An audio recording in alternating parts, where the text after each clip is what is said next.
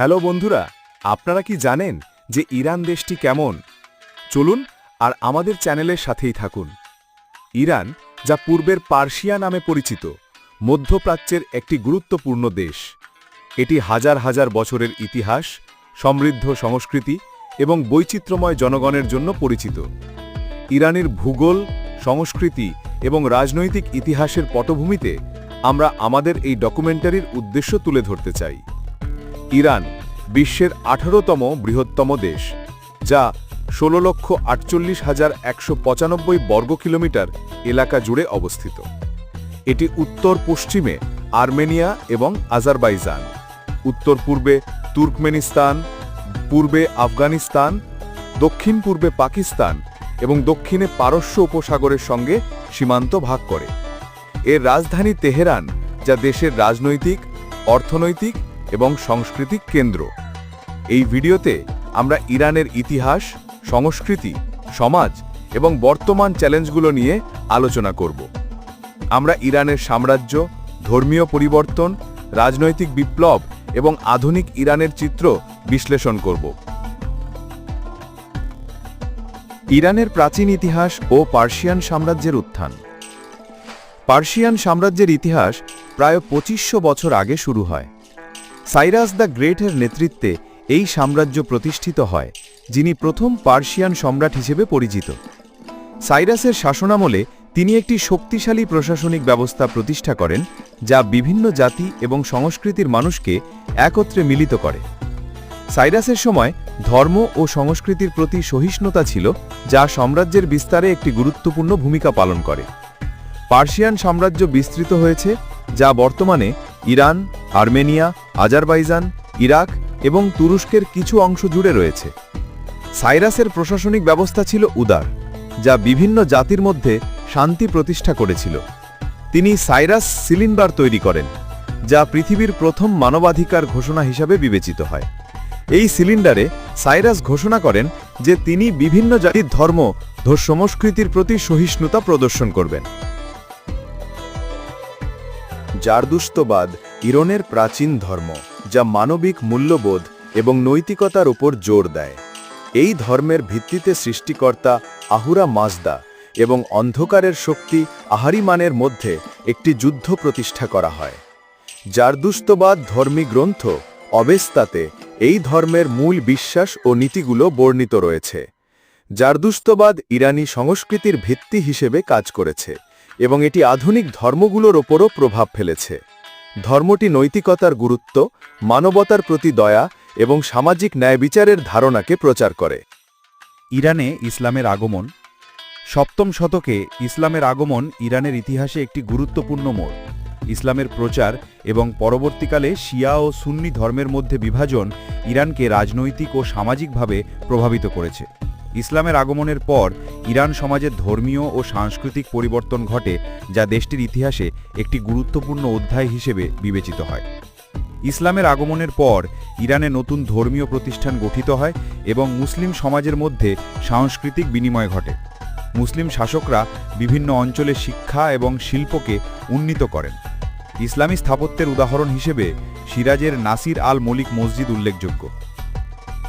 ইসলামী বিপ্লব। 1970-এর দশকের শেষের দিকে ইরানে ব্যাপক জনবিক্ষোভ শুরু হয়।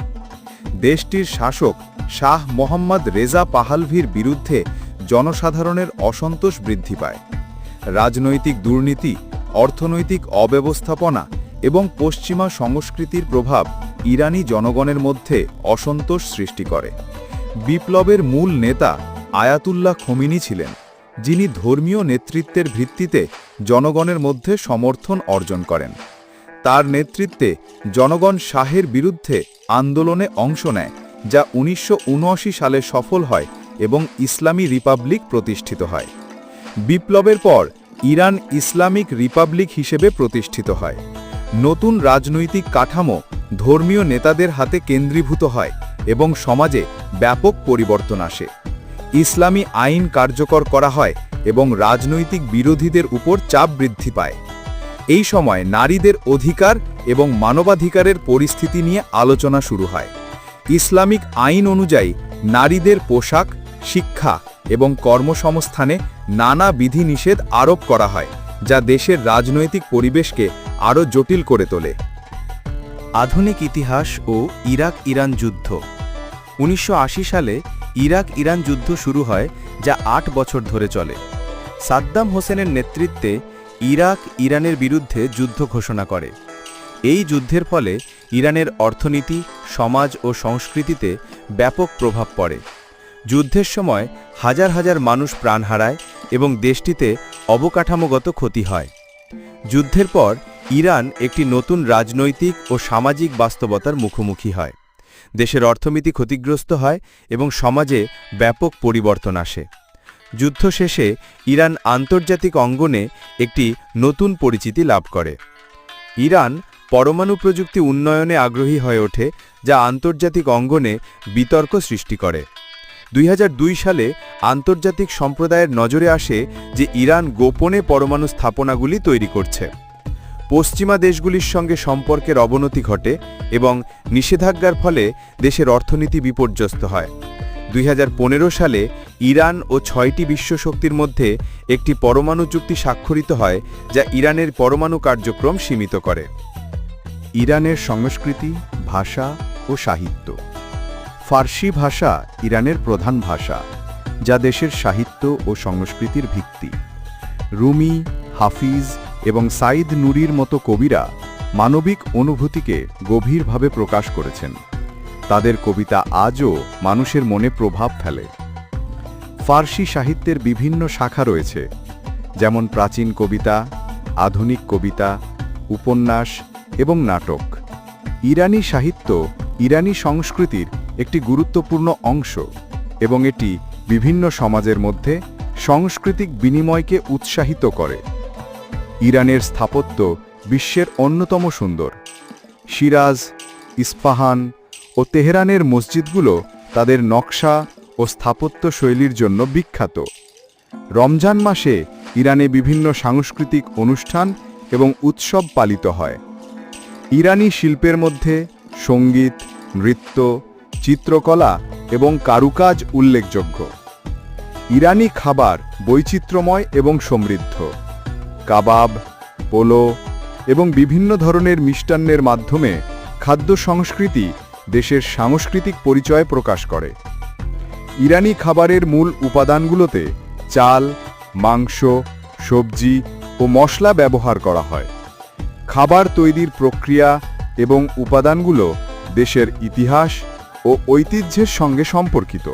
আজ পরিবার কেন্দ্রিক, পারিবারিক মূল্যবোধ এবং সম্মান সমাজের মূল ভিত্তি। নারীদের সামাজিক অবস্থান এবং তাদের ভূমিকা সমাজে পরিবর্তিত হচ্ছে, যদিও এখনও অনেক চ্যালেঞ্জ রয়ে গেছে।